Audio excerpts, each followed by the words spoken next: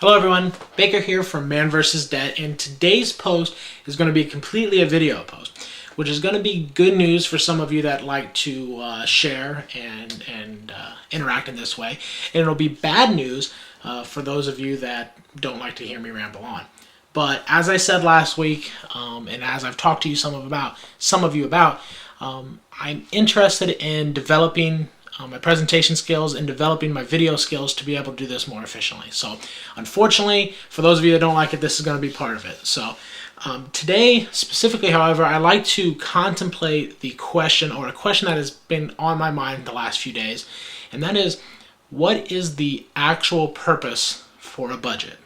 And I'm not just talking about knowing where your money's going. Because if all you were interested in, or all I was interested in, was knowing where my money was going, well, we could create a spending plan for that, right? I could just track my spending at the end of the month. I could say, holy cow, I spent way too much on whatever. I spent way too much on video games. And, I really need to watch out for next month. And so I make that like ding in my mind. I'm going to make sure that I'm more aware of my video games, or I'm trying to make sure that I'm more aware of my video game spending.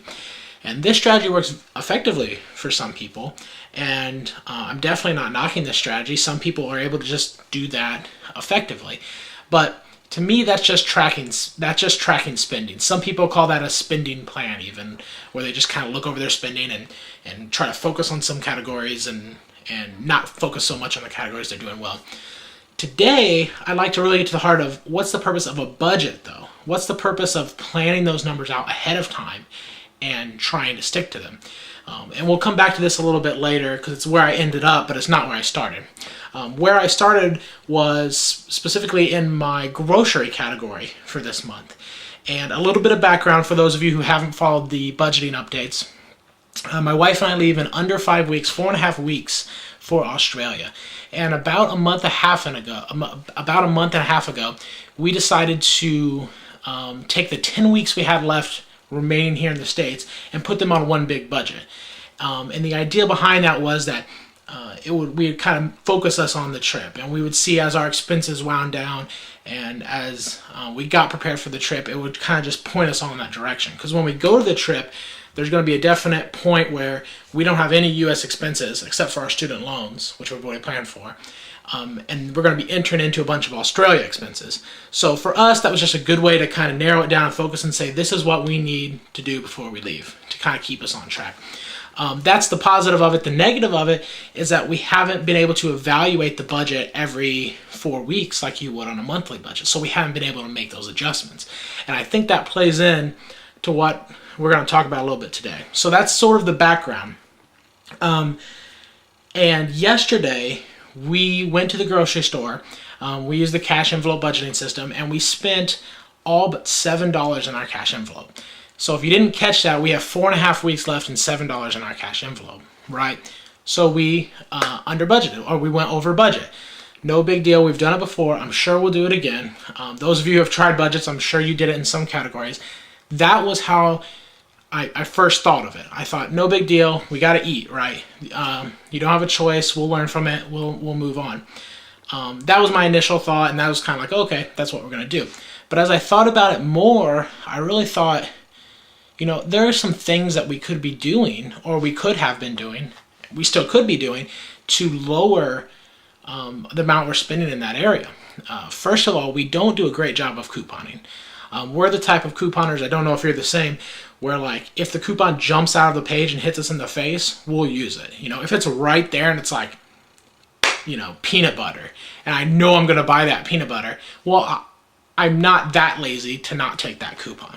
But also, even though I subscribe to a ton of great deal sites, I don't actively scour the web.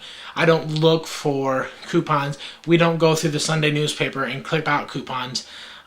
We just haven't instilled that habit. It's a desirable one. It's when we want to, but we just haven't installed that into our life yet. The second thing is we don't comparative shop.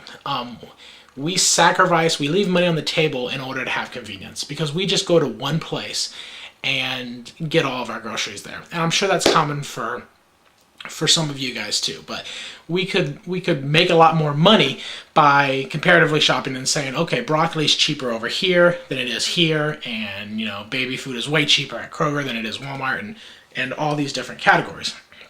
So those are two things that we really could be doing, and they're fairly basic. I mean, a lot of families do this stuff. A lot of people do this stuff. People have whole websites devoted to this. So it's not like, you know, some extreme like cutting up t-shirts and using them as toilet paper. You know, we're not at that point. We have some basic things that we could be doing.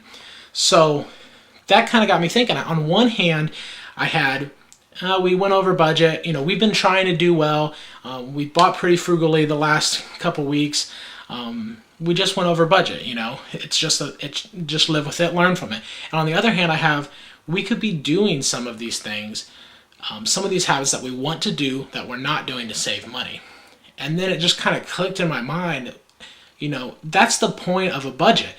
It's to, you know, have these numbers, and as we get closer to going over budget, then we start to instill more and more of these habits over here in order to stay within budget. And it's a way for us to force ourselves to instill these habits. But all that being said, we're still not doing it in our grocery category. We're not instilling these habits. We haven't over the last month, and really we don't plan to over the next month, or we hadn't until I thought about it the last few days. We wouldn't have planned on it. We would have just said, okay, we're over budget. It'll come from somewhere.